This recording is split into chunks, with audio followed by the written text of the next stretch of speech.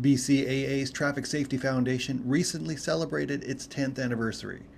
We spoke to Executive Director Alan Lamb to see if the last decade lived up to his expectations. Oh yeah, really exceeded them, far exceeded them, anywhere near where I expected we would be. The fact that we have got a very well-established and committed board of directors that represent so many different walks of life and these are committed, dedicated volunteer board members. That certainly is a highlight for me.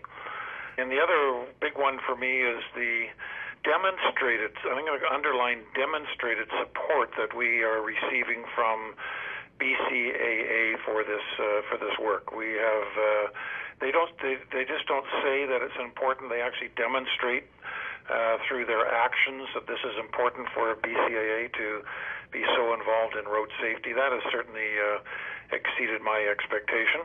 The fact that we now have WorkSafe BC as a primary funding partner with us in occupational road safety activities is a highlight, and it's something that I didn't think we would see for another couple of years, but that's certainly been a tremendous success. So we are charging away and with a goal in mind to have the best workplace road safety strategy in the country for workers in British Columbia. Another highlight for us would be our reputation that we now have nationally, if not internationally, on the continuum for a mature driver safety.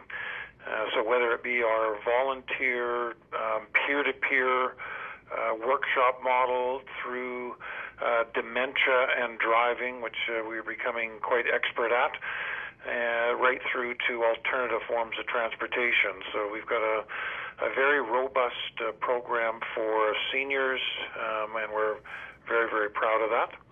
Our work with police officers, whether it be our training of police officers for child passenger safety work, or just our strong working relationship with them as being a wonderful thing that I really didn't think we'd be celebrating, but we are.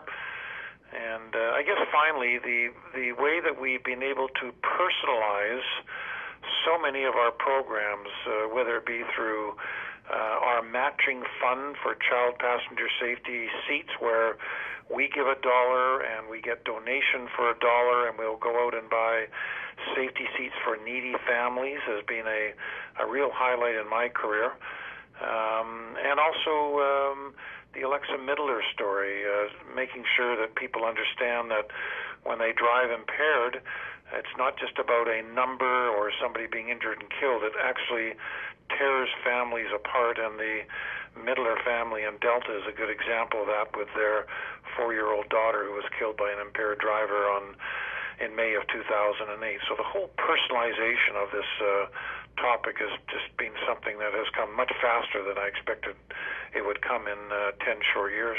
With all their success, Alan feels there are still some areas where they can improve. We still struggle, as do road safety professionals right across North America, in having drivers understand that their attitudes and behaviors contribute to the fact that we have, on average, 7 people killed every week in our province due to road crashes, which costs our society every year $8.8 billion. And I really thought that we would have come much further in convincing people that even wonderful, good professional people, that their aggressive driving, in fact, is causing traffic crashes. But again, it's not a problem that we in BC are just dealing with. I just was hoping that we would be able to be much more successful in doing that. But we still have